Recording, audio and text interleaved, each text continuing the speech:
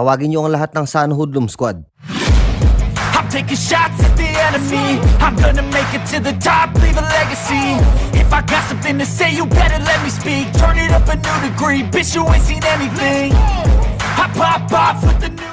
Si Murayama naman ay nagbabalak tumulong ng mag-isa. Subalit hindi niya alam ay sinundan pala siya ni Furuya at ni Seki. Tapos ay nadaanan sila ng Sun Hoodlum Squad. Sinabi ni Dan na, bakit tatatlo lang kayo? Hindi ba ang dami niyong miyembro? Sagot naman ni Murayama na, walang kinalaman dito ang Oyahay. Dagdag pa nito, ayoko silang isama sa ganitong mapanganib na laban.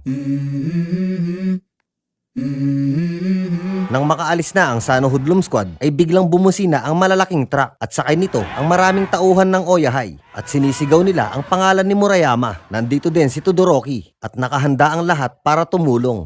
Sinabi ni Todoroki na, "Hoy Murayama, huwag kang sumusugod ng mag-isa." Sinabi naman ni Murayama na, "Bastardo, tawagin mo akong Mr.